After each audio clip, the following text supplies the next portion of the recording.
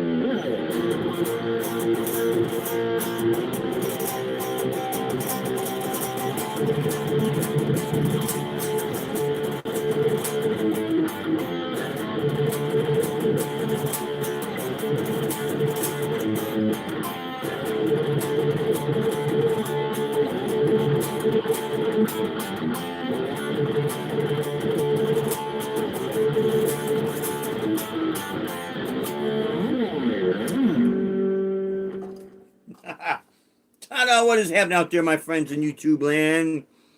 Yours truly, Rockin' Dave, the real deal, North Fort Myers, Southwest Florida, and check it out, man. We've had this guitar now, what, 22 years. Yep. This is the BC Rich Warlock Next Through series. And the roll-in pickup was added later, like maybe 2 years later. 2 years, if that. So, yeah, it's a great guitar. Stock pickups. When I originally got this guitar, it had this type or this color whammy bar, and then we put a different system on it, and then that particular whammy bar was great, but it was very heavy and it would drag on the alloy on this when you would do recording, where this doesn't. So this one was one of my former students back up in Chicago. Her name was Izzy. She had a silver flat finish. What I mean by that, flat matte finish Schecter guitar. And I did have the black bar with this, and she wanted to trade the black bar with this. I said, yeah, absolutely, because originally this had a silver one. And her guitar was silver with the black pickups and hardware. And so just to show you what we are using, simple little GT1 into the Yamaha. That is the boutique one. That's the classic one. GHR 10C. I call it for classic amps. And I have it set at flat response, so I could get all my amp sims out of this. So that's that. I'm going to turn this back around. And yeah, we're experiencing some storms down here. We're hitting into our hurricane season. This guitar is great. So let's see what we got. Let's see. I thought I saw Old Man Dan. I want to make sure. Let's see. Yeah, Old Man Dan, what is happening, brother? I did not have a chance to comment on your video that you put up. You're jamming away on your acoustic, but I did give you the thumbs up, man. I'm glad that you keep moving forward, man. And I do like all your discussions you have, It's sometimes a little tough for me getting on YouTube lately. Been busy, and I really don't. There's not a whole lot of Guitar Channel videos I really watch anymore. And it's not that not that I don't like playing guitar. It's just I gotta work on what I have to work on. With our gigs and all of that. So, but yeah, I really dig it, man. Of course, I'm having a cup of Joe and the Joe Wentz. Yeah, shout out to Joe Wentz Project, man. And but yeah, what I like about you, Dan, is you play, and you got a creative mind. That's what's missing, my friends. This is interesting. One of the girls that used to ride the bus, Riley, she just put up a video of her doing an originals. You know how great this is? And I don't know how she's got to be. There's Mama. I'm here. And she's, I don't know, 18 years old now, maybe. Hola, Just ¿cómo graduated high estás? school. And she's doing originals. So that's what I like about you, Dan. You're doing your own thing, man. Hey. Hello, Dan. So yeah, we're talking a little bit about the Hola. Warlock here. I am here. I'll tell you, I have had a day. Oh yeah. I have had a day. Oh. So tired. I felt as though I have spent half the day on hold on the phone to PayPal because our site is set up for a shopping cart and it's connected to PayPal for the payments. And so earlier this week, the payment processing part had gone down, and that was due to the website itself. It wasn't PayPal, it was the website itself. And because I got a notification in my dashboard that the shopping carts are not working on any of the sites, not just ours, but everybody's. Yeah. And then it was working again. It came up that, okay, you're all fine. So I've been doing a test purchase and it wasn't working for me. And so I email or, text message to Bandzoogle explaining, what's going on. I can't finish my, test purchase. And so they looked into it. They're like, no, everything looks fine on this end. It's got to be from PayPal. Reach out to them. So I did today. It was put on hold while I waited my turn in line. An hour on hold. And then the girl got on the phone and said she couldn't help me. She couldn't help me. I didn't get a notify. Oh, Bumbo, you didn't get notified that we're live? Oh. We're live. Bumble, what's happening, man? Thank you for joining. So then I'm on hold again for another half hour goes by, and I hadn't had my shower yet. I worked out this morning, the treadmill, everything. I need a shower. So I'm like, you know what? I'm on hold for so long. I bet you I can probably get a shower in and still be waiting on hold. Well, sure enough. As soon as I'm in the shower and I'm head to toe in soap, the guy answers the phone. No.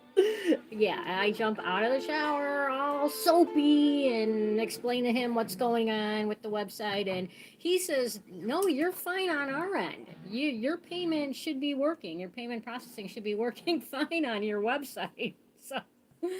So now I'm after, finish the shower and then I get back with Bandzoogle and texting and we were bamboozled. Trying to figure out what's going on.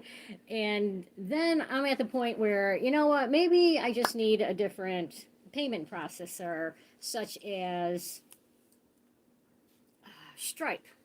So I'm on Stripe's website, reading everything about them, and I'm just getting ready to create an account. And my phone dings. We have a purchase through our website, and it's from somebody named Emma from Bandzoogle. And I thought, ooh, ooh, ooh, ooh. And then I get a message from Emma, and she said, hey, I just tested your website, and your payment processing is fine. I just made a purchase. And so we're trying to figure out now why she could make a purchase, but I couldn't. And she's like, are you using a credit card that's connected to your PayPal account? I don't have anything connected to any account. So I'm like, no. And then after, she made her purchase, so I go back on our website to do another test purchase, and I'm thinking maybe I'll use a different email, because the email I'm using is the email I need for PayPal. So I use a different email that we have, and I actually use Dave's phone number because my number is connected with PayPal, and lo and behold, the purchase went through. That's all it was. So if anybody out there has a website and it is set up with a store, and you're using whatever platform. I got a store? Yeah, you got a store. Using a platform, PayPal for sure, and you want to do a test purchase, don't use a credit card that's connected to that account if you do have it set up that way. Don't use your email address that's connected to PayPal. Don't, or not use your phone number. I don't know. I just did different on both the emails and the phone number, and the purchase went through. And then I realized, because PayPal can't email me and say we have a purchase, and then also email me to tell me I made a purchase. So then it made sense. But that was a learning experience, and just thought I'd share that with you guys. It's actually really good. How my day went, and yeah, it turned out to be really good. Yeah. Yeah, everything to do with money is difficult. Yes. Oh God, yes. yeah. But And we're all good now. The website is accepting payments, and it's pretty cool. Pretty cool. Yeah. And at this point, I've got every song that David has released onto a CD on that website. There are 21 albums on our website now. 18 are of his originals. Well, actually, this is also part of the originals, is what we're going to be talking about today. But what we're going to talk about is the last band we played in 21 years ago. Yeah. 21 years ago was the last band we played in together. And so that's actually given away for free. This CD we're going to talk about today is free, because we're going to talk about how we recorded it. I gotta be right Yeah, back. Gotta go potty? No potty break. No potty break? No. Watch the fan. Oh my God, that stuck almost went into the fan. Oh my God. I've done that before. That's more than Bob Dylan. Oh, really? Really? 21 is more than Bob Dylan. Oh my gosh.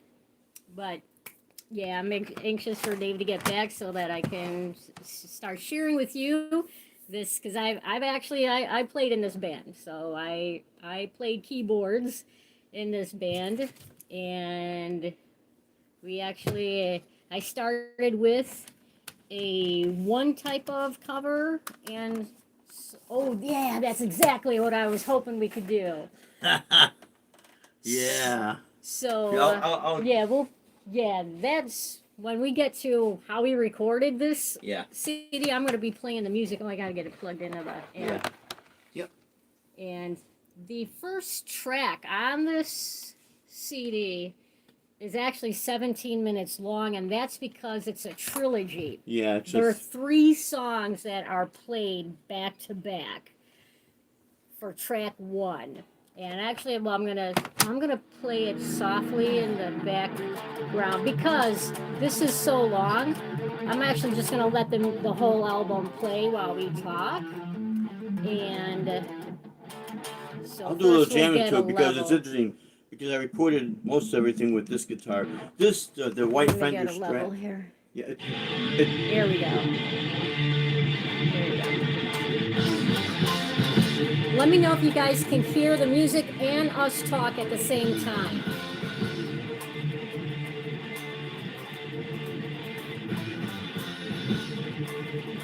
Then you'll hear the keyboards kick in, and that's me. That's me.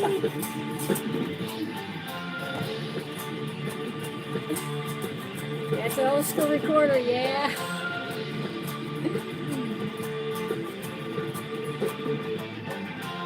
And then we have Silly Billy on vocals, the only CD on our website with vocals.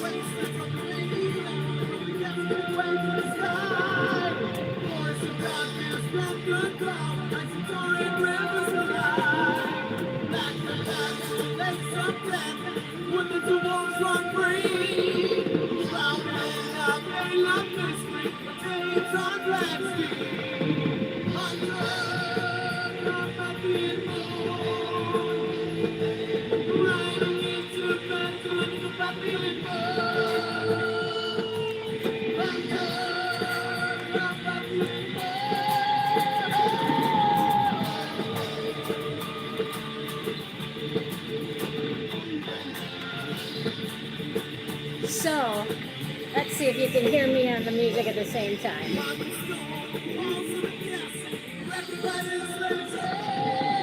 So this is the first, this is the first version of the cover. Actually black and white. And we titled this legend Carpathian Moon. And this was the back cover, the original back cover. Yeah. Oh, it sounds great. Oh, thank you, Bumbo. Thank you, man. And how I actually took these photos, and I'm in the photo also. Yeah. So back when this was 2001.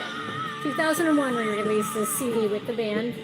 And we took the pictures in our garage back in Aurora, Illinois, our 600-foot detachable garage. I swear the garage was like a small apartment. It was a 2.5-car garage. We had it air conditioned and heated because we have a heating and air conditioning company back then. And yeah. Make sure you get, yeah. So we were able to heat and air condition the garage for us. So we practice all year round in the garage. No worries up north. Yeah, because we had to heat it and AC. Yeah. So going back to, okay, so this is the first version of the cover. Then we changed it later to this cover. And we called it Dave Byron's legend, Lost Treasures. And I thought that was suited anyway. Thank you. Thank you so much, Mamo. And this is the back cover. Yeah. We used with this version. And that's when I had this Jackson Dinky reverse headstock.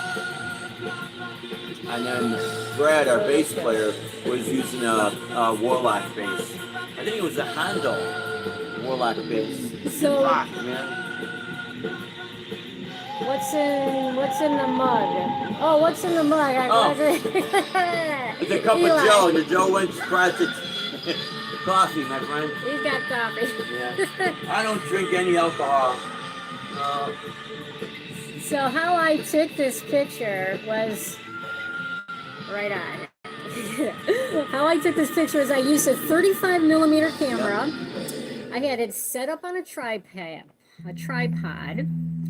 and behind us is a white sheet. I hung a white sheet on our shelving system we have in the garage. So obviously, because I didn't want a picture of the shelves, so I hung up this white sheet, which also accented us better.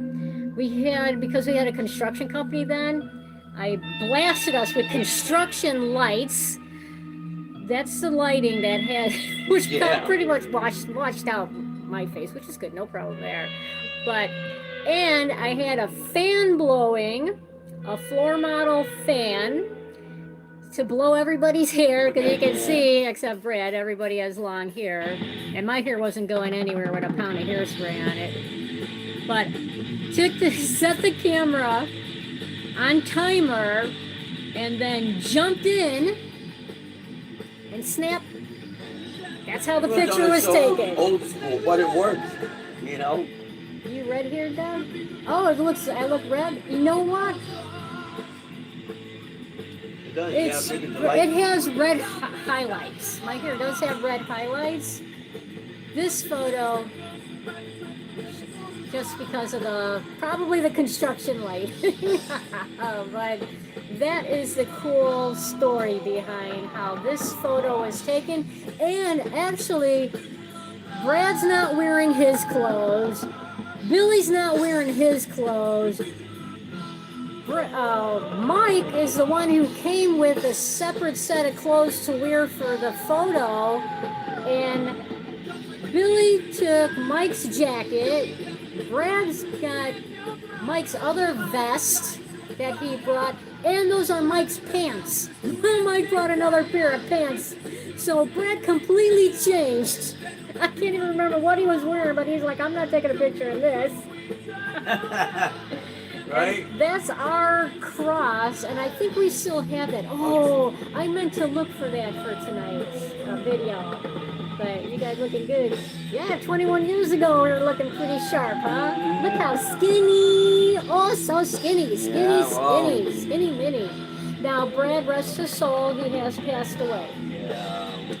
We did lose Brad a couple years back. Yeah, now Brad's got a very interesting story because his son, at the time he was just a little guy, would run around at rehearsals and all that. He went on to play professional football. He was with Green Bay. He was number 95? 65. 65. 95? I think it was 95. 95. Oh, yeah. Brad 95. Lancaster. Tyler Lancaster. Tyler. And now he's not with Green Bay anymore. No, he's with the Raiders. The Raiders. Black and gray. Yeah, he's with the Raiders this year. That's my cousin's last name, Raiders. That's Brad, and that's his son. If you're watching professional football this season on the Raiders, watch for Tyler Lancaster. That's Brad's son. And didn't Green Bay, did they give him a tribute, remember, to Brad? Yeah, they did. They gave it, years ago, they did a tribute. Yeah. Yeah. So but, hear my keyboards again. Yeah. Ding, ding, ding, ding. But it was interesting because all it is a Casio keyboard. But I'm gonna tell you something. Back in the day, the Casios were toys. Then they started little by little by little by little. It's the sound that's in there, and then when you run it through the PA, man, it just sounded great. And what I did is I taped the notes on the keys for Deb to play. And it was like one take and she did it perfect, man. It was pretty full. It was pretty much foolproof. Now, they had all the keyboards. and I think I was stereoing the amps with the crate with the 212 and then the PV Bandit, which we still have. But this whole thing was recorded on this thing. In our garage. And it's the Yamaha. It's the MT400. Oh, Bumble. Dave and I have been together since 98. We met at Ozfest. 1998. Alpine Valley. 5 months later, we were married. Yep. Yeah, 5 months. And we've been together ever since. Ever since 98. But the reason why we recorded it on this, remember we rented that Roland? Yeah, we rented a digital recorder. It's when it first came out, when Roland first came out, and I think it was Roland that first came out with the digital recorder. And the thing is that everything we recorded came out clean. We couldn't figure it out. And we couldn't figure it out. I mean, we didn't have time to sit there and read the manual and try to figure it out. And I said, what's nice with this, it's buttons and knobs. How could you not? Everything's its own track. Now I think that Roland was an 8-track, but it only did 4 tracks simultaneously. This is only a 4-track that'll do 4 tracks simultaneously. So what we did was we recorded all the instruments. We did that live. all soloing everything. We did that live.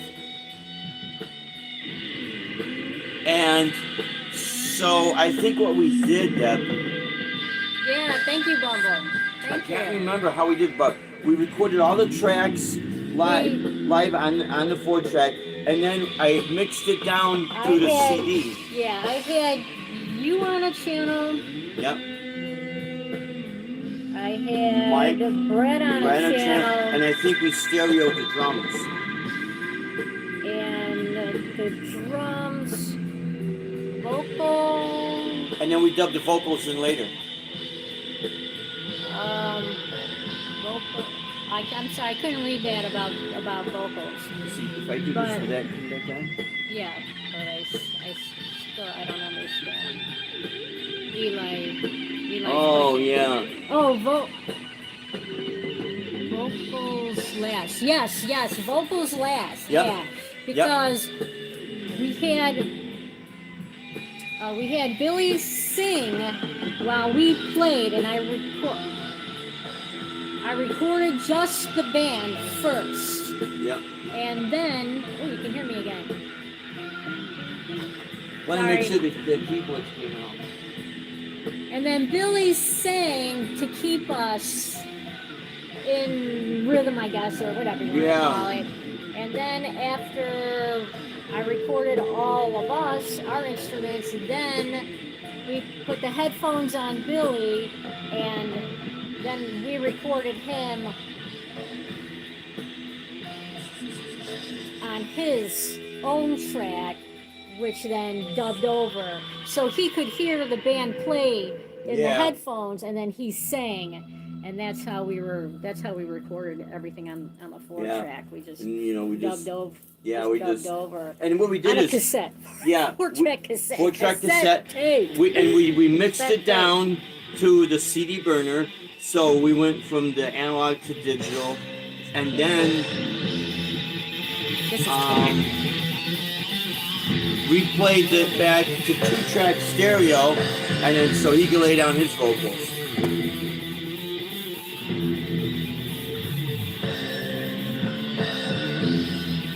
Boys, bring back memories. Oh yeah, man. We were loud in that garage, Deb. This is We're always loud. It's metal, man. This is the third song of the trilogy. Yeah. So this is Trip to the Vampire as the third song of the trilogy. The first song was Carpathian Moon, then Yeah, Billy was very creative, man. Then Cathedral of Blood was the second song. And now Trip to the Vampire, the third song on the trilogy.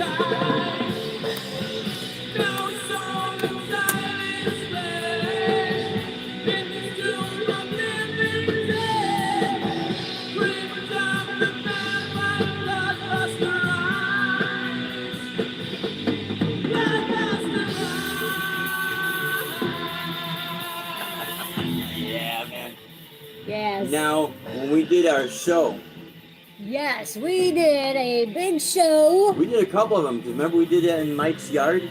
Oh, we had our CD release party in the backyard of Mike. That's Mike. Remember how he had the backyard set up? Like he put this huge stage, man, with a huge backdrop, man. It was so badass, man. Oh, I must have got something on my... Oh yeah, I got him. It just dimmed the music. Yeah, no, that's Mike. We had our CD party in his backyard at his house in Joliet, I think. I think it was Joliet. Yeah, it was Joliet. Joliet, Illinois, yeah. And back in this, I also bought Pyrotechs. Yep. Oh, I was going to grab those out for tonight, too. That's right. I'll bring them out next week. Yeah. And FedEx had a special deliver the pyros because they were explosives. And you had to have a firearms card to buy them, remember? Because they wouldn't sell them. No, not back then. Now you do. Now you do? Oh, okay, maybe. Yeah, Okay. I bought those. Yeah, I bought those with no problem before the Great White issue happened. Right. With And that fire, that major fire. yeah. But no, I did not need the firearm part. No. But also whatever the you said. the firearms card. But that was before 9/11. Because this was the summer of 2001 we did all this. Yeah. So we had the pyros, and they were explosive. And again, FedEx had a special deliver those to us because they were explosives. Yeah. And we had these 2 pods set up in the front of the stage, and right after the trilogy, Yep. this one, right after the trilogy played, which is again, it's a 17-minute set of 3 songs back to back. As soon as that ended, Dave, I had a foot switch by Dave, and Dave would step on the foot switch, and the pyros would boom. They would freaking explode at and the go CD release off party, and we had go. 2 But versions.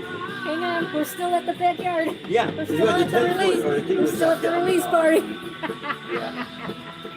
Yeah, these things went up 10 Real feet high. or more Yeah. into the air. We had one for outdoors and one Explosions. for indoors. They were fire eyed. And Oh, then look you at felt that. the heat. Oh, yeah, you felt the heat man. come off of We me. felt the heat. And we had a fantastic time at the CD release party. Oh. Oh, so many people came out. It was amazing. And then we had our very first gig at a bar in Bolingbrook. Oh, I can't think of the name right now. PC, Panama Connection. Panama Connection. Yeah, That's what it yes, was. the PC Lounge. The PC Lounge. And I hung up posters. On Bounton Road. And on Bounton Road in Bolingbrook, made a big friggin' deal about this. The bar, at first they were not going to give us the gig. You're not from around here. They you live didn't. too far. Next time No, over. no, I'm from there. I went there all the time. Well, yeah, Anyway, but I know. they were not. They didn't know the band, and they didn't know how well we would draw, and they didn't want to give us a gig at first, and they didn't want to pay us. So I told them, all right, then let's do this. We will play for the door, but we get 100% of the door, and one of our guys is on the door collecting the money. Right. That's going to be us. Well, we get there, and some other guy is at the door. I'm like, oh no, you got to go. We Right. got our own guy, which is one of our friends, his husband. He's Yeah. big guy, and he Jimmy can bounce. Oh, yeah, big time. Yeah, Jimmy, if you're watching, Jimmy, you're the man. Yeah. He was our bouncer that night. He manned the door, and we only charged $5 to get in that night, and 200 people showed up. Yeah. He was just seeing 200 people. the club owner, he kept showed running up. out of kegs, remember? The club owner, they were just bringing dollies of cases of beer and kegs of beer. They were just rolling it He in. figured, oh, okay, you get nonstop. 100% of the door. What, you get 2 or 3 people come out? Okay, no big deal, right? Right? He was crapping his drawers, man. He was like, holy crap, I mean, we filled it to capacity, man. Filled it to capacity. Yeah, we were shocked. And I actually have video of that gig. It's on an 8-track, so I'm gonna figure out how to. How to get it, yeah. I've got some Yeah. ideas on how to do it. So yeah, I'm gonna get that video up and share that with you guys. It's friggin' amazing because we got the video. It's right there in the front. And we brought the pyros out again. Oh, yeah. Pyro Oh, yeah, dad. it was badass, man. It was badass. Boy, after the trilogy, and Dave stepped on that foot switch, and those pyros exploded, the whole bar erupted. It was a roar. People were coming in from across the street because they're like, what the heck's going on in here? We could hear all this loud screaming. It was great, It's man. like, come on in, Yep, buddy. and you know what? I think did we do maybe 2 cover songs, if that, and that was it. Everything was 100% original, and the place was packed. It was. And then the same when we did we Leo's. had lighting. Oh yeah, we had all And kinds. I had a strobe light set up Yep. on Mike when he was on the drum. He'd do his drum solo, and I had the strobe light going on him, and So it we was. dimmed the lights, so he just had Oh, the strobe, and man. it was It badass. was- And then you had your PA system out. It was Yeah. Oh, yeah. Oh my God, we had Her our PA system. when you guys, whenever you go to an outdoor festival, I mean a big festival, and you see all that out there, that's what she had. Oh yeah, I forgot. Yeah, I forgot we brought out the big PA system. We used this PA back in the day when we ran sound for a Neil Diamond tribute, Neil Diamond impersonator. That sound with Lonnie Brooks too. He was. Oh yeah. We used that with Lonnie Brooks and Kinsey Report. Kinsey Report. We used this PA system. That's why Donald remembers you that. He remembered instantly. Remembered that. That was cool. Donald Kinsey. Yeah. Great guy. So yeah, show the 4-track again. Yeah, we just show the 4-track. I don't think we really showcased. Now here's the Strat. The Strat with a DoD America's pedal, phase shifter, stereo phase shifter, and like I said, man, just right into this thing, you know, just straight right into it. Of course, we mic'd everything and then just ran it in, which is so cool with this because this is what I love about this technology.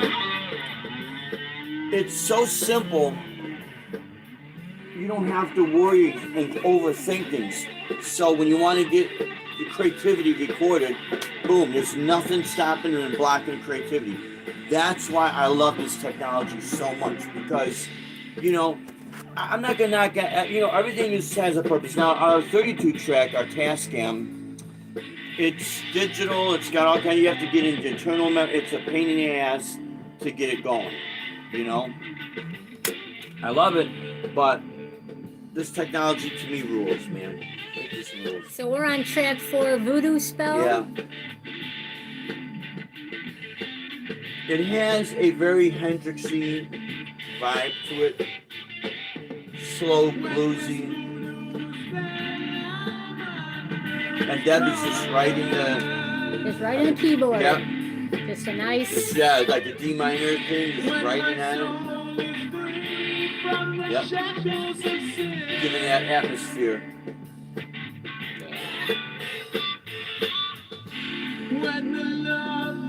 And I don't know how many copies we sold this at the shows. I mean, we were like... Oh, we sold a lot. Yeah, we sold a lot of CDs at the show. It was pretty wild.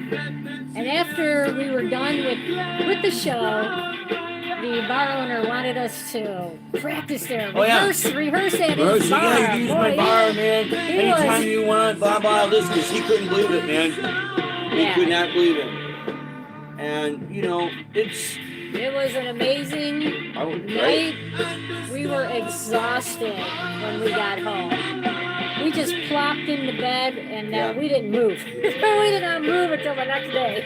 And if anyone's familiar with the Chicagoland area and the western suburbs, Bolingbrook is right next to Aurora, Illinois. So it's not like we were towns over or states over or anything.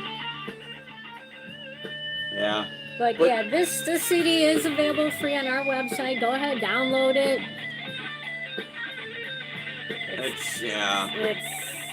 It's a fun CD, and again, it's originals. So yeah. Everything was first take, except we dubbed the vocals in.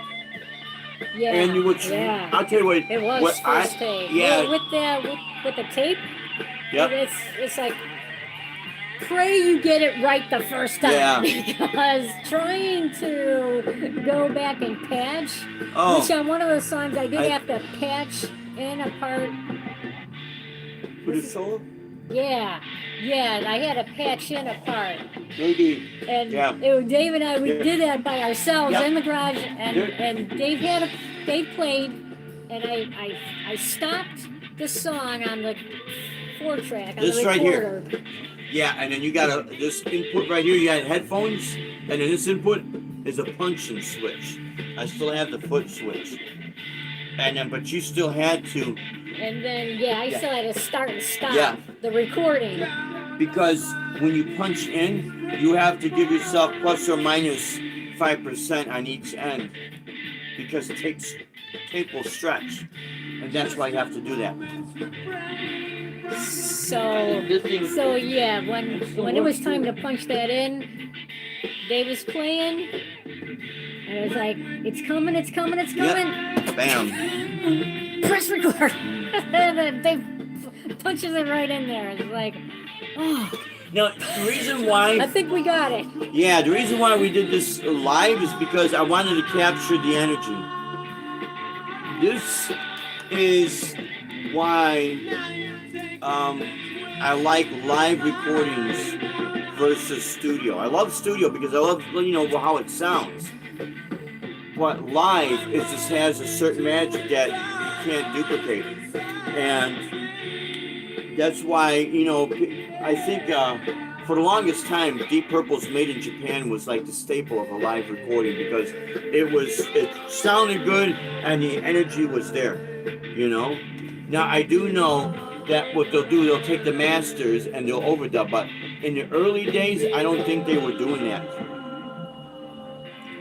Now, what we did there was we did Brad's vocals on 2 tracks and delayed it. Billy. Yeah, Billy's. So yeah, then this 5th song is Witch Gathering, but it's going to be track 3 on the website because, again, the trilogy runs 3 songs all together, so that's actually makes for 1 track for the downloading. But, And it's a very heavy blues rock. Yeah. Witch Gathering is next. Are you going to play me? Are you going to play it?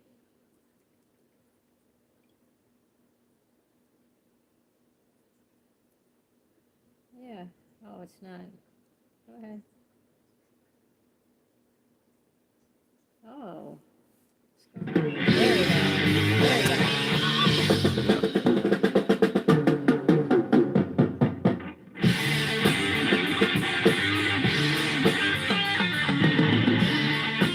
Big house of DC Rich.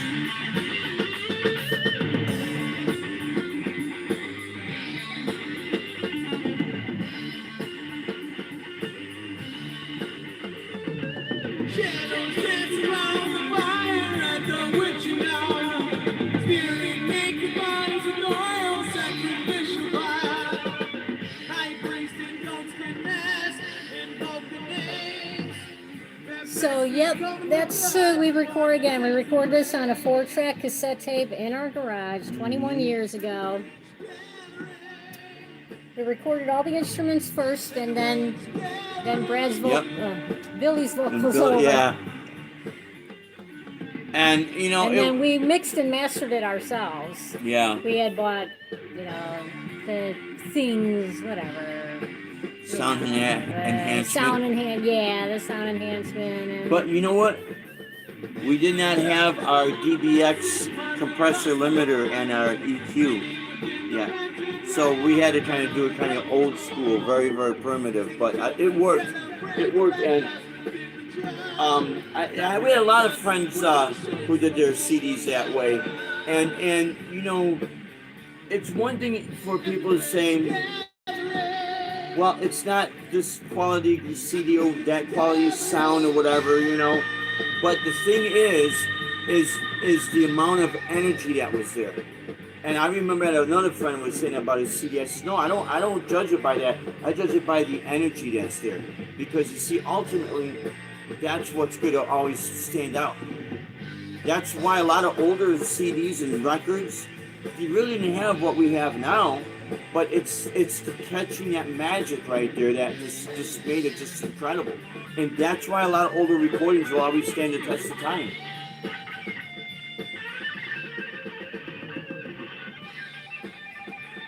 But yeah, like I said, everything was. So, do you guys have any questions for us? Oh, there is something. Oh my gosh, there is so much in here we missed. Yeah, see, sometimes you should do that with this phone, see? Yeah, sorry about that, guys. Sorry, guys. Look at this. Vocals. Did you guys do a lot of overdubbing on your recorder? We did overdub. Yeah, that's for sure. Because we had to get Billy's vocals on. Yeah, that's basically. Are you meaning did we overdub as far as the instruments? Yeah, the instruments play it once and then record over like again a second time. We didn't No, we didn't. I apologize. We missed a lot of comments here. See, there's a lot of times when you're bouncing with analog and cassette, you lose like you lose generation. That's why it was always it was always recommended when you do cassette analog, don't buy like the 90-minute tapes or the 120-minute tapes. You know, buy the smaller tapes, like the 15-minute tapes. The reason being, the tape is thicker, so when you're doing multi-track, you don't lose all these generations. And another thing is, if you bounce on these old cassettes, it was always recommended keep the heavy instruments on your outside tracks, meaning tracks 1 and 4 would be deemed as the outside tracks, I believe, and then these are the inner tracks. So like bass and drums on outside tracks, anything that's mid-range to high pitch, keep on inner tracks. So when you bounce, you don't lose the degradation of the sound. That takes brains and muscles. That takes brain muscles and above average mixing skill. Oh, something else. Or bouncing down, I mean. I love Fire and Brimstone. Nice, very cool. That's Singer Wales, yeah, Billy. Yeah, Billy, yeah, man. I don't know how many shows we did with other bands with him, but with ours, it was just rocking big time, man. And the last song, last but not least, Lady of Lust. This is a nice snare. Yeah. And the riff.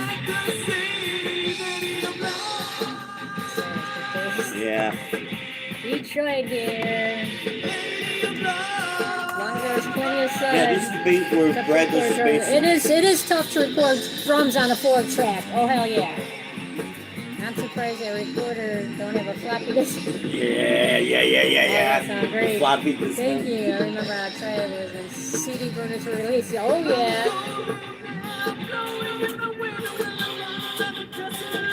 Randy! Hello. Randy, what's happening, brother? Hey, I listened to your last Friday. Your live stream you're doing. It's at the open mic. bar, Your open mic. Yeah, I listened to your open mic last week. That was awesome.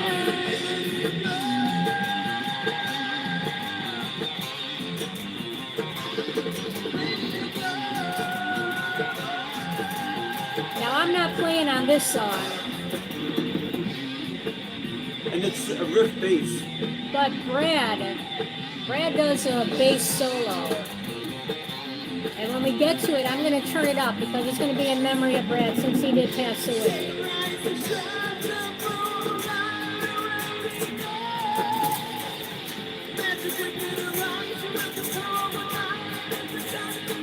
Nice, Randy. Get that band together, baby. Get them videos out. I'll watch them. Here comes Brad.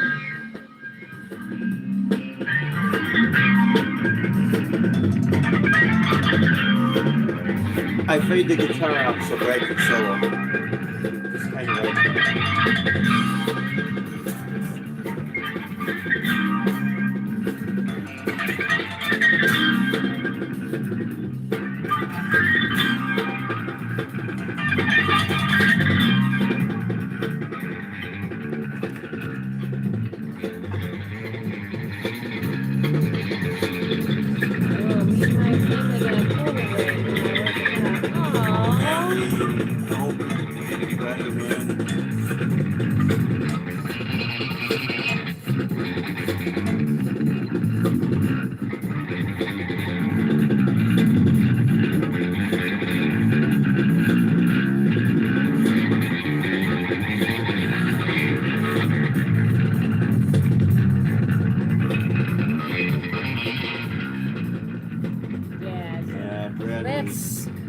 That's in memory of Brad had energy, Deb. How about it? We'd be rocking out big time, man.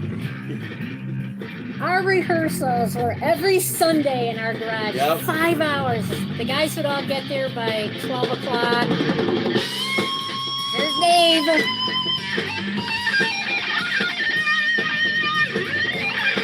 There's Dave. Randy, 21 years ago. This CD is 21 years old. Oh. Does they remember how to play every song on 21 albums? Once he hears it, He'll stand behind me when I'm uploading it onto our website, Yeah, and I can hear remember. him playing, and he's like, oh, yeah, it's been a while, but then he gets right back into it. He goes, I haven't played this one in a while.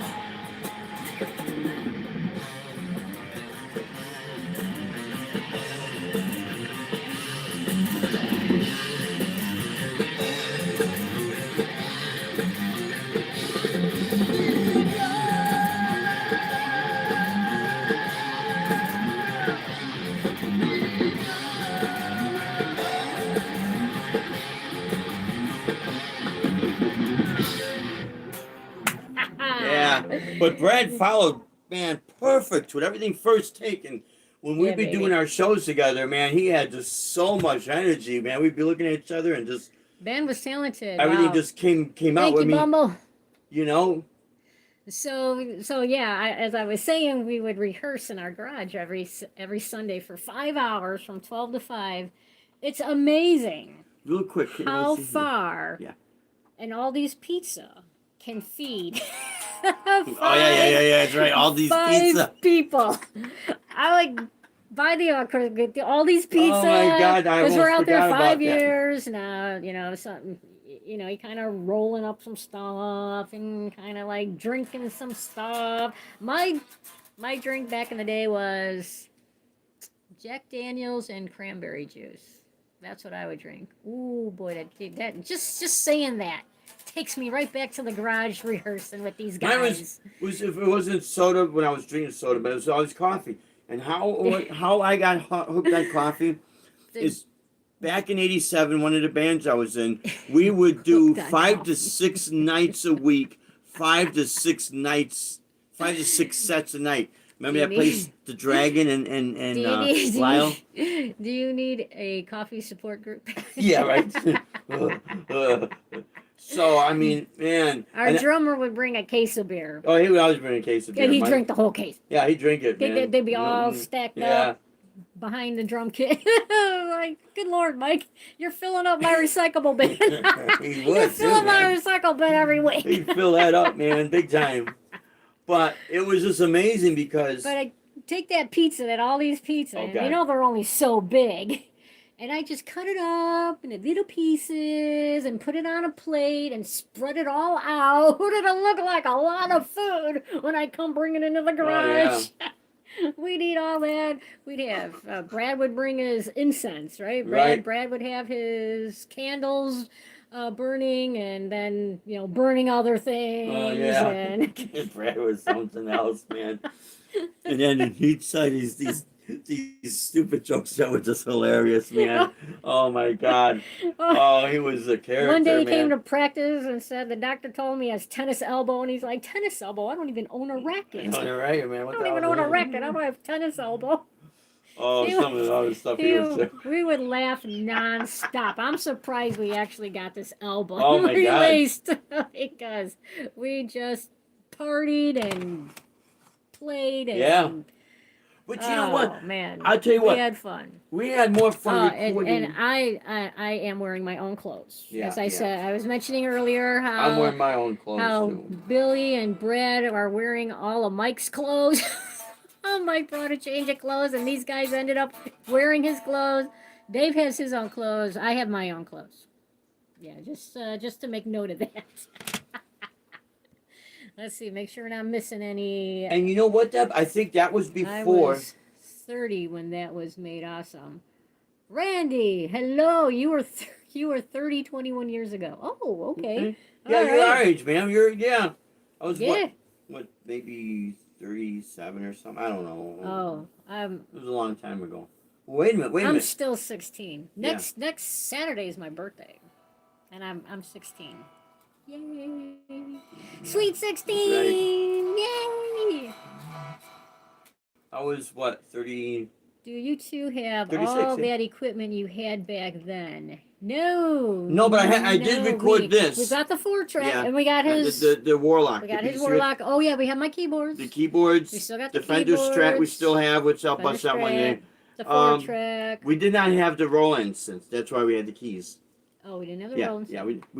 We bought the Roland synth in 2002. I see where we're going with this. Since we got the Roland synthesizer, we don't need me on keyboards.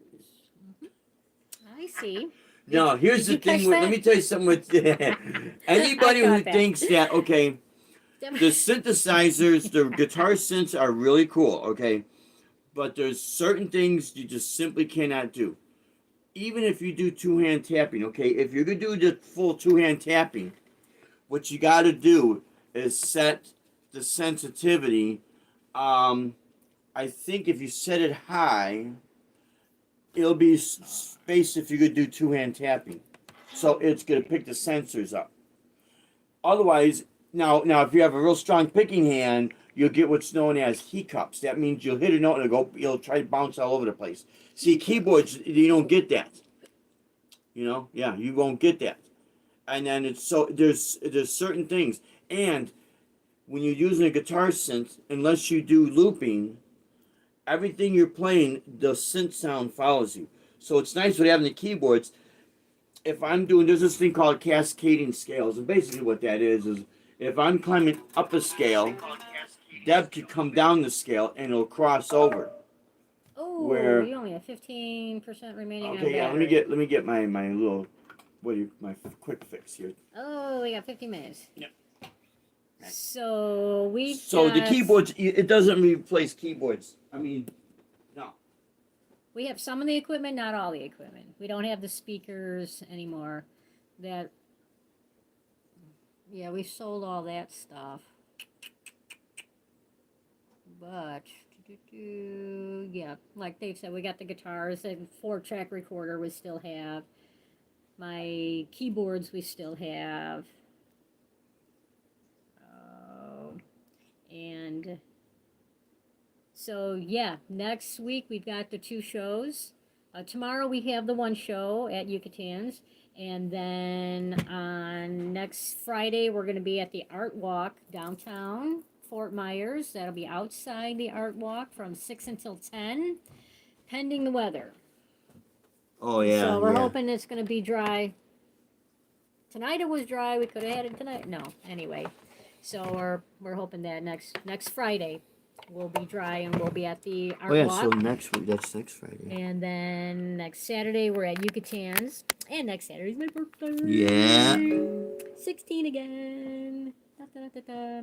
And then I'll have to look further and see what else we got going on in September. Oh, we got another comedy show. Yeah. Coming up September. And then in September we're at Del Toro. I still got the acoustic guitar I learned on at 14 and first electric guitar I got when I was 16. The only piece of gear that I have when I started playing, and when I started buying stuff for the electric guitar, was I have an original Crybaby wah pedal. I gotta find it and drag it out one day. Everyone says Jim Dunlop. No. The original Crybaby was made by Thomas International, Chicago, Illinois. And I bought this thing off of my friend who he bought it off of his guitar teacher. So I think I got it in 1979, something like that. I was still in high school. But my old Ibanez artist, I traded it in like a dummy. Wish I would have kept that guitar. So the oldest guitar that I own that I bought is our Fender Strat. But the oldest guitar as far as it being built is the Ibanez Artist. That's a 1983 model. I had a 1978 model. Then I had, in 1983, I had a Gibson Flying V that was all natural wood finish with the body binding on top. And that's another thing I wish I would have kept, but you know what? You're young and you do dumb things, man. I had a Marshall plexiglass in 212 version. It was called the Super Lead 100 212. And it was a plexi. I traded that for the PV Special 130 at Fiasco Music. That guy, he seen me coming with that Marshall, and he was like, yeah, come on in. Oh, yeah. You know? I've got the first guitar I played at 5 years old. That's Bumble. Wow. Bumble, wow. Bumble, look at you. You started younger. I started when I was 11. So you started younger. That's awesome. That's great, man. That is awesome. But you know what? I'm gonna tell you, I do like the gear that we have now. I do like the options that we have. Okay, because we're doing so many solo shows, and there's a lot of places there's no place for a band. And here's the thing: when you do a lot of traveling, if you have a band, everybody has to be on that same page. Everybody has to. I wish I could have got Dad's 57 Les Paul special, but his brother took it to North Carolina. He never seen it again. Oh, yeah. That's a gold mine right there. Wow. Yeah, man. 57 Yep. Les Paul. Ooh, money today. Vintage. Well, it's like Yes. the Ibanez Tube Screamer. Okay, I had an original Ibanez TS-808, and the original paid $35 for it. The original had the square button, but it was very skinny. It was a narrow pedal. They didn't have mini pedals back in the late 70s and early 80s. It was just a very thin, and to change the battery, you had to take off all 4 screws.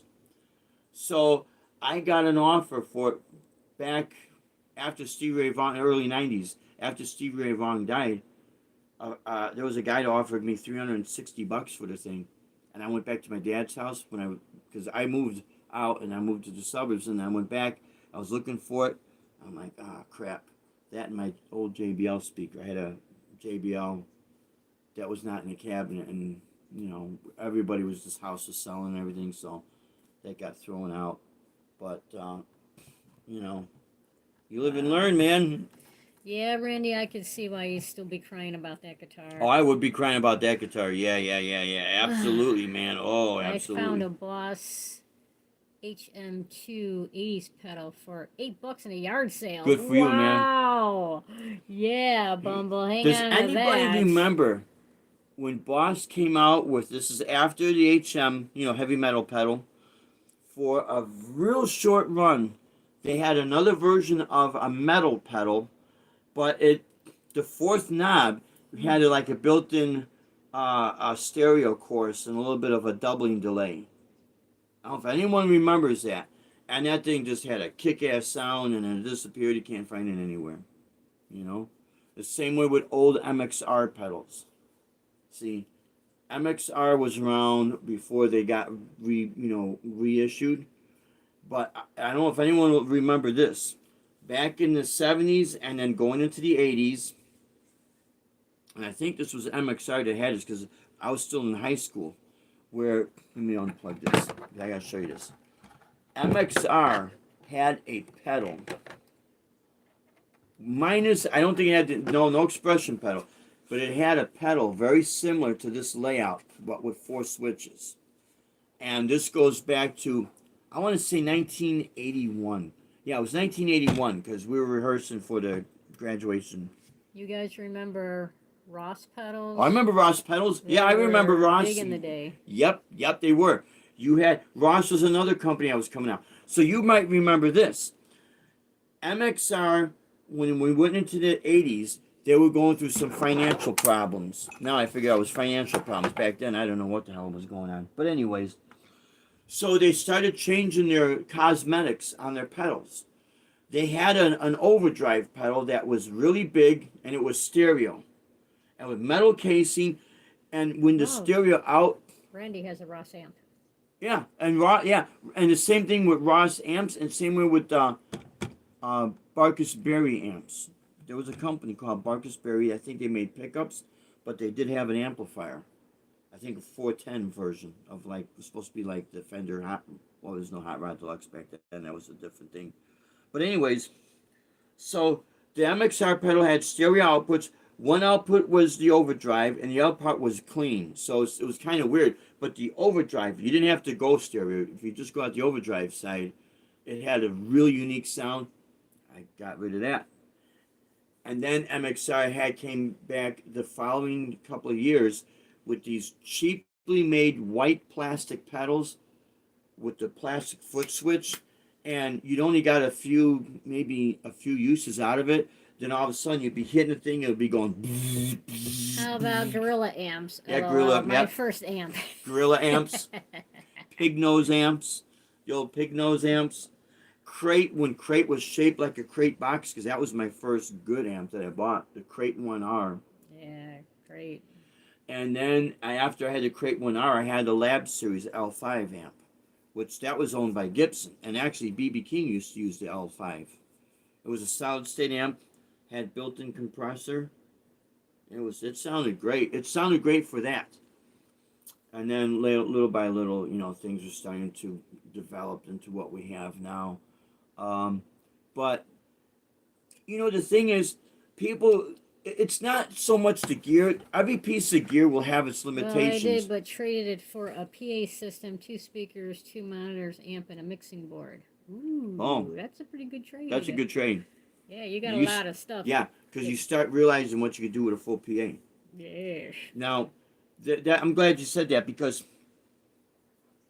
I know each piece of gear is going to have its limitations, but it's only limited to your creativity. You know what I mean? So when you're a creative person, your creativity could override all these limitations. Because if you have really no creativity, you could buy a fractal, a helix, and all this other high-end stuff. But if you don't have the creativity enough, it's a lot of money spent. So Bummel says, I have had tons of PVs throughout the years. Oh yeah. And I'll tell you what, PVs are workhorses. In the 80s, they weren't really that sounding that good, but boy, they were workhorses. I had either 2 or 3, not at the same time, but I went through 2 or 3 special 130 amps. And then I had a special 150 that I wish I would have kept, because that sucker was 150 watts RMS, and it was a pure 150 watts, and it was freaking loud, man. It's getting past my bedtime. I'm yawning. We got to get up for the gig tomorrow. Yeah. But yeah, I just want to go over just a couple more things real quick. And then several other little PV amps I had that would just work. They worked great. One of the bands I played in, wasn't really a rival band. When you're doing the top 40 circuit, bands cross each other's paths, But one of the guys that played in one of these bands, I can't remember what the band was. He had a Mesa Boogie Mark III or Mark IV. I can't remember which one it was. He paid a lot of money for that Boogie amp, and he loved the sound out of it, but it was so unreliable. It was always in the shop, always having problems, and finally he just said, you know what? He saw all the other bands using PVs, never complaining about the reliability of it. What we used to do is, like, if you had the PV Bandit, and we're talking about the Bandit 65, it was known as the Solo series. And those came out in the early 80s. They ran from the early 80s into the mid to late 80s. But that series of amps, their EQ, really wasn't that great. So what you had to do was buy a separate, EQ, whether it's a rack mount or a pedal, and just combine everything. So what this guy did, he noticed all the guitar players are using the PVs, and the amps never break down. So finally, he just got pissed off and said, you know what, I'm getting rid of this Boogie, because it's just a pain in the ass. It costs me a lot of money. It breaks down. He did a straight trade for a PV Bandit, I think, and he got a rack mount EQ. And he said he missed the tone of the Boogie, but he was able to get real close. And he liked the tone that he was starting to pull out of the PV. But what he loved about the PV, I don't have to worry about this thing breaking down, man. What's the best amp Dave has ever owned? Oh. Let me think about that. And Randy what? said that show I played last, Dave, that was a regular gig, that was an open mic. Oh, that was a regular gig. Good for you, Randy. Lanny was playing drums with me. You know what? I don't think last Friday was a regular gig, not yeah, open mic. I kind of thought that was. Oh, that's cool. Nice. So, honestly, the best amp that I owned that became very, very reliable was it's amongst one of them. Okay, the Marshall, definitely the old Marshall Plexi. I just didn't know what I had. That's all that was. But the PV Trans 2 Bandit that I still have, They call it was it the silver lining. But it's the first version of the Trans Tube. It came out in 1996. That amp was in a ice cold garage when I was at this band called Ashes to Ashes, was it? And then later on, it became something else that we did the show with, and they tried to do that song "Nobody's Fool." Remember? Yeah. Well, anyways. I don't remember. Yeah. Anyways. Kidding. That freaking PV, it just had a sweet spot. And I know you could get some of these people that are gonna say, "Oh no, this, that, and the other." It really does. There's certain amps will have a sweet spot, and then you could, like I said, you could buy a Friedman or whatever, and then two different ones might not sound the same, but yet they're the same models. You know what I mean? So, and when you don't have a whole lot of money, you got to know how to pull the sound out. That's just all it is to it. You know, there's nothing around there. But our Fender Hot Rod Deluxe I really like that, the George Benson model. And then quote our Crate Half Stack, which we got with the Celestians. It sounds great. But I will say this.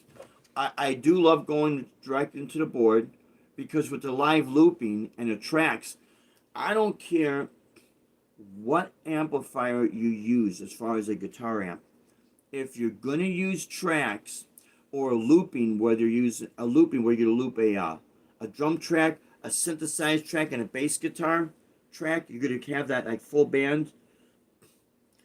When you run it through a guitar amp, no matter, unless that guitar is tailored to be like a PA, because a PA is full range. But when you run it through a guitar amp, it's going to sound boxy. Now, I have not tried this. I know, I think Headrush has their powered speaker that's supposed to be flat response.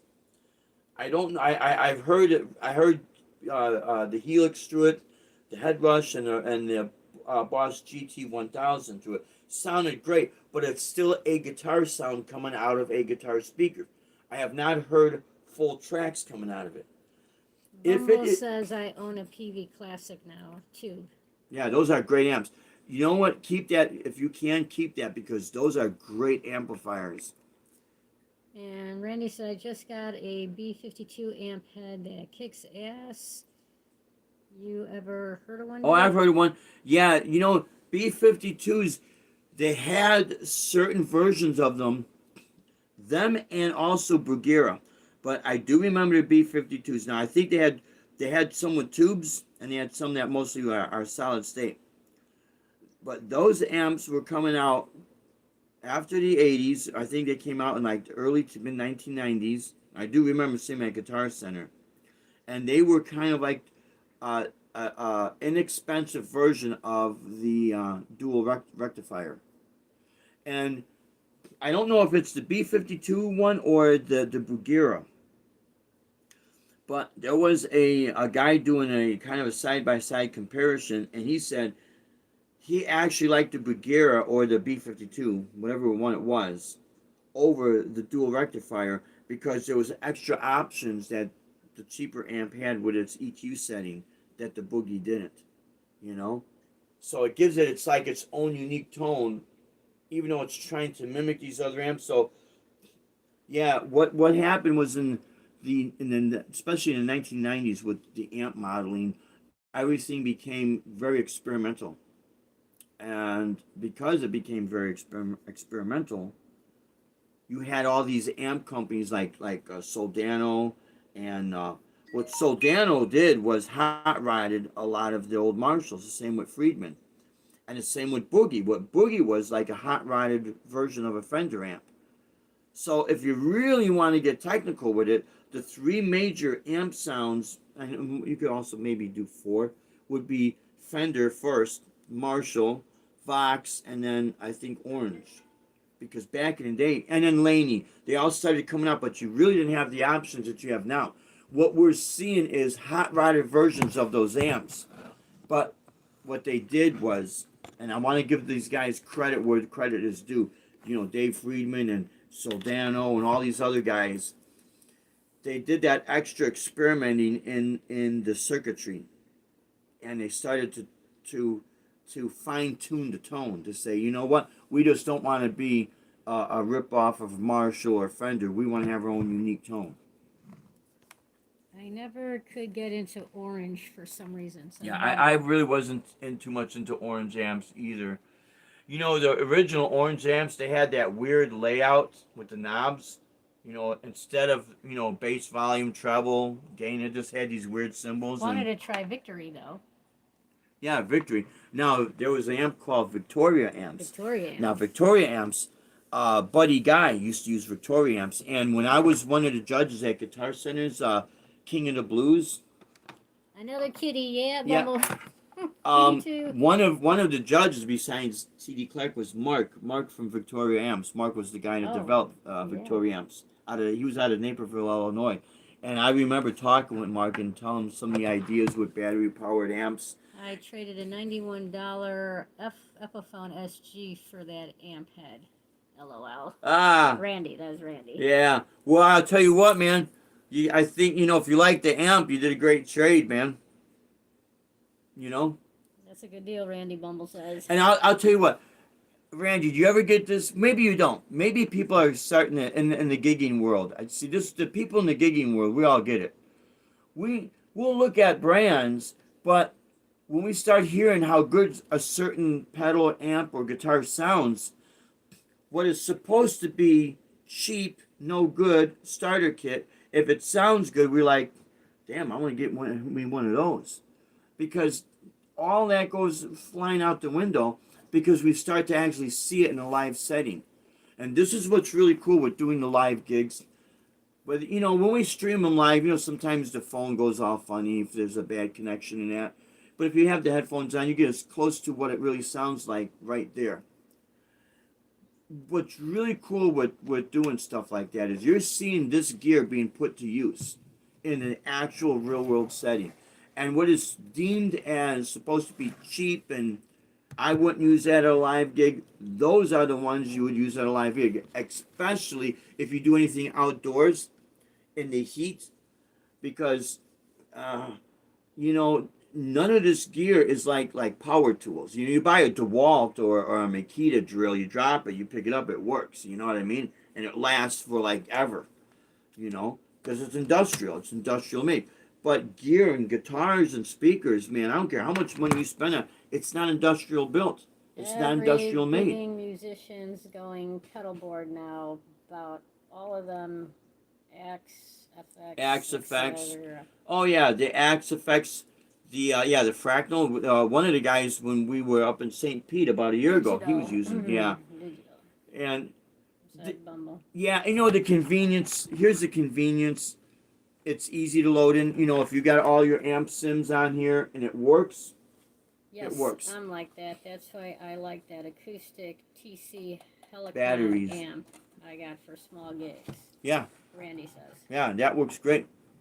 That's great. I'll tell you what I do like about the GT1 and the ME80 and that is it'll run on batteries. And we have a couple of Roland powered PA speakers that'll run on batteries. We've been in these situations where the high-end corporate gigs or the wedding gigs, and there's no power. Hey, we want to move you over this section right here. There's no power. Do you have batteries? Yeah, we have batteries. Because those are the gigs that's going to pay. It's going to pay good money. More than at a club gig. Now, I gotta mention this real quick. As people ask me, how do you start to make a lot of money at the club gigs? You know, well, because it's everything's capped off. It's either with the tips and that.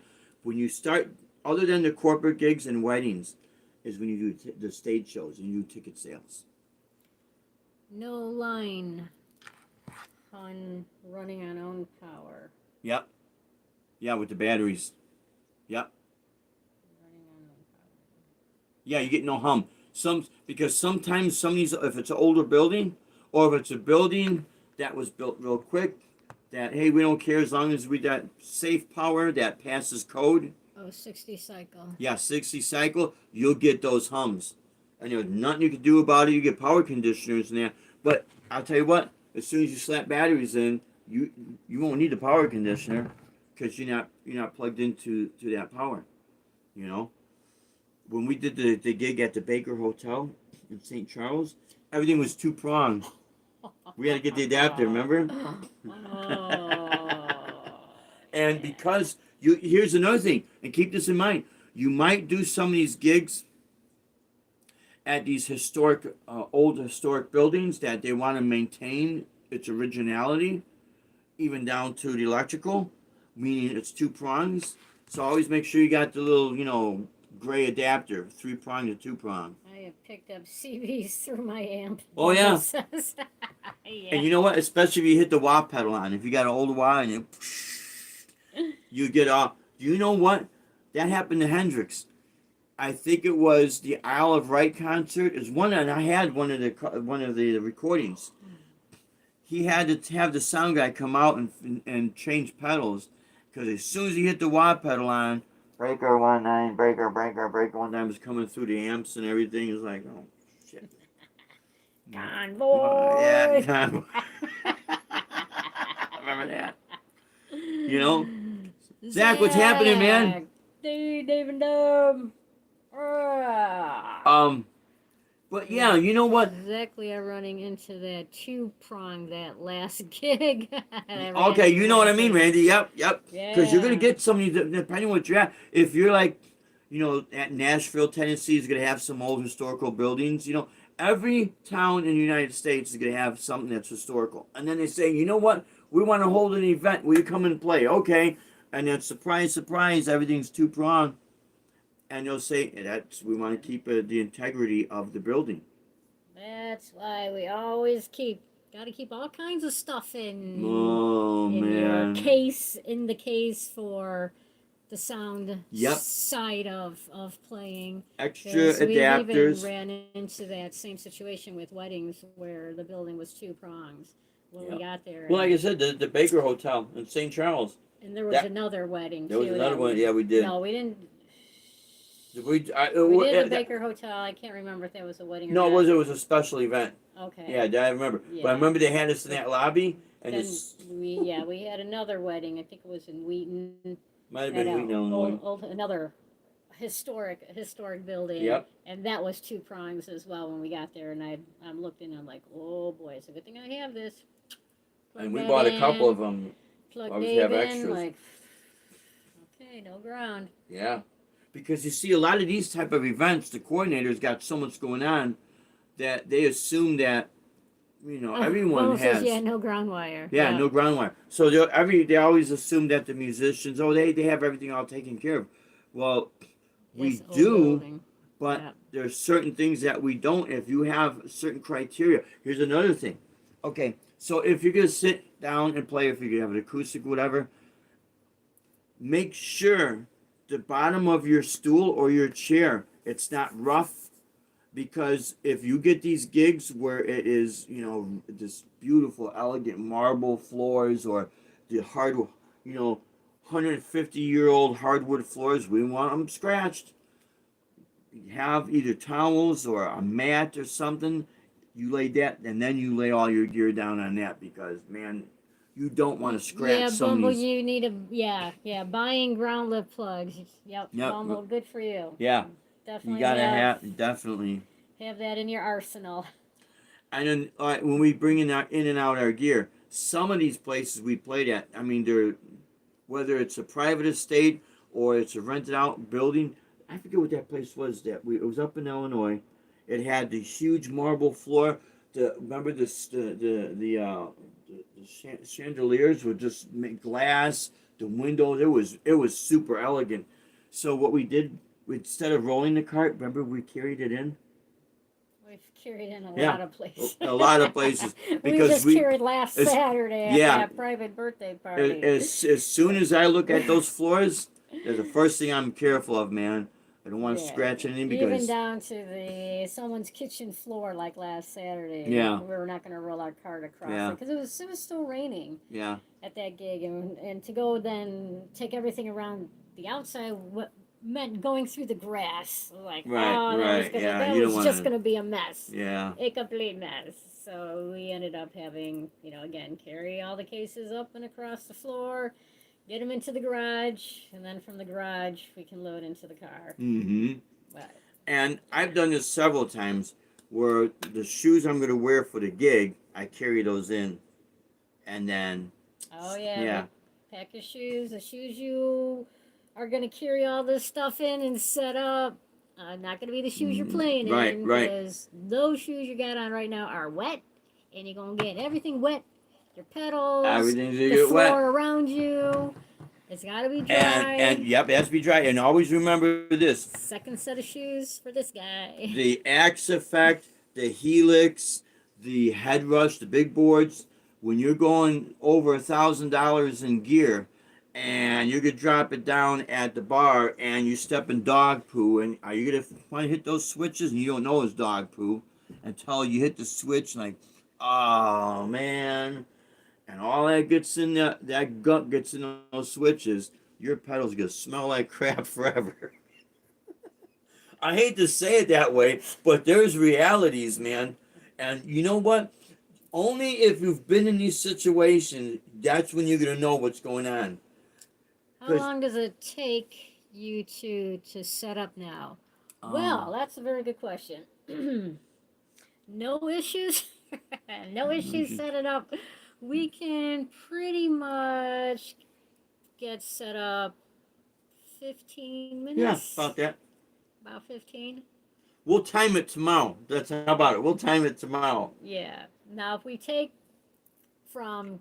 the gear from the car, bring it to the area where we're setting up, and then setting up everything, that is probably a half hour. Yeah, that could be half. Yeah, That yeah, could be definitely. 30 minutes. And then if a situation we got to be bring out multiple speakers, well then yeah, when we're in those situations, what we like to do is go to the venue, and look, and sometimes I'll take pictures and videos and say, okay, here wow, we are. that's fast. Yeah, well, for a soloist. Yeah. For a soloist, maybe not so fast. For one guy playing, we just got, as you can see in the videos, we have a lot of. You see the stuff that we have. Now, here's something, I've had people ask me this, and this was not an insulting, and nor was it meant to be insulting. So they asked me, well, do you need all that gear to play? I said, no, I really don't need all that gear. However, the sound is gonna sound different. I can still play with the energy, but now it's gonna be thought up with a different perspective. Oh, Bumble takes me 30 minutes to get out of the car. Yeah. Hey, man, we're all getting there. You go like this. So you make all kind of sounds in that. That's a good one. But, so when people see all the gear that I'm using, they think, oh, is everything I know of it? My basic sound, even with the electric guitars, if I'm using distortion, maybe slight delay and reverb and that, but that's basically it. I have everything there if I needed to do a certain sound or live looping or a track. That's what I love about the looping pedals, where you can record your tracks in. Everything is with a foot switch. You don't have to push buttons, and it's almost like you're doing a live with a whole band, and if people use iPads, whatever works for you, that's fine. I just don't like using that. And I'll tell you what is really cool with the Boss RC300 looping pedal is it comes with that expression pedal that you can assign it to a volume. So if you have any loops that are too loud, and you don't have access to the soundboard, just take your foot and back down and lower your volume. It is, to me, it's brilliant. I wish Digitech didn't go away, but that's another story there. So, okay. I think we're gonna wrap it up. I think we're gonna wrap it up, guys. I think it's good. But yeah, thank you for tuning in. And like I said, thanks for enjoying us, because whatever pieces of gear that you guys have, make it work in your benefit. If a person wants to wait till you get the the 100K budget to go in over at Abbey Road Studios to record one song. You know, good for you. That's great. If you don't have it, and if it doesn't seem in your lifetime you'll ever have the money for that, don't sweat it. Have a great rest, you two, and to all here. Awesome. Yeah, absolutely, guys. All right, guys. Thank you for tuning in. Thank you for tuning in, my friends. We'll be going Hope it live again inspires tomorrow people. at the show. Yucatan's 12 to 3 Eastern. 12 to 3 Eastern time. All right, guys. Love you. Thank you so much, my friends, for tuning in. You stay strong, safe, and true. Rock on, and God bless you, my friends. We will see you tomorrow. Take care, guys. Good night.